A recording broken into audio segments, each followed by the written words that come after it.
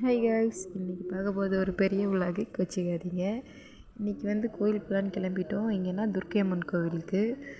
So போகிற வழியில் சாப்பிட மறந்துட்டோம். அதனால் பிஸ்கட்டு ஸ்நாக்ஸ் எல்லாம் கையில் எடுத்துகிட்டு போயிருந்தோம். அப்படியே சாப்பிட்டுட்டு கிளம்பியாச்சு. பஸ்ஸில் போகிறப்ப சாப்பிட்டுட்டு தான் போகணும். இந்த ஊருக்கு நாங்கள் எப்போ போனாலும் அந்த ஊருக்கு பஸ் இருக்காது. அடுத்தடுத்த பஸ்ஸில் எங்கள் அம்மாவும் மாறி மாறி ஏற போயிடுவாங்க. நான் தான் கரெக்டாக அந்த பஸ்ஸை சொல்லுவேன். ஸோ ஒரு வழியாக கோயிலுக்கு வந்தாச்சு. அன்றைக்கி எதுவும் விசேஷமான நாள் இல்லை. ஸோ கார்த்திகை தான் அன்றைக்கி. அதனால் பார்த்தோம்.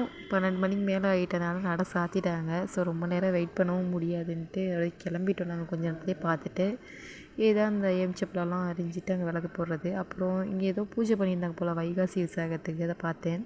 அப்புறம் இந்த கிணறு, அந்த ஒரு மரம் இருக்குல்ல, அந்த மரம்லாம் முன்னாடி இந்த கோயிலெல்லாம் கிட்டக்க இருந்துச்சு. இந்த கிணத்துக்கு பக்கத்தில் முன்னாடி வேறு மாதிரி இருந்துச்சு கோயில், இப்போ மாறிடுச்சு.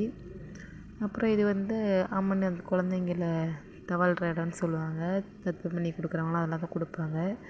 ஸோ சாமியை உள்ளாரேருந்து ஒரு வீடியோலாம் நிறைய வாரம் அந்த கோயில் போய் வீடியோ தான் போடுவேனே. சரின்ட்டு அந்த தேங்காய் அர்ச்சனை பண்ணுற தேங்காய் அப்படியே உடச்சிட்டு நாங்களும் கிளம்பிட்டோம்.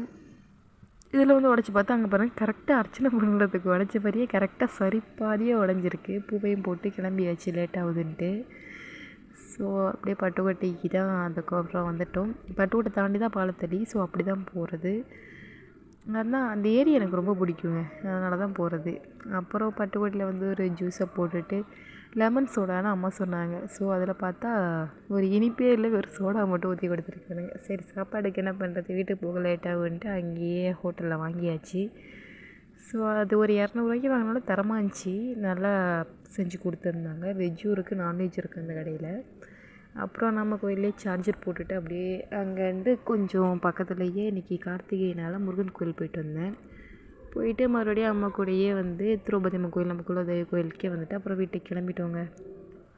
அப்புறம் ஸ்நாக்ஸுக்கு ஏதாவது வாங்கணுன்ட்டு அதோடைய தங்கச்சி ஐஸ்கிரீம் வேணுமே அப்படின்ட்டு நின்றுட்டா. அதோட ஐஸ்கிரீம் வாங்கி சாப்பிட்டு கிளம்பிட்டோம். வரட்டா.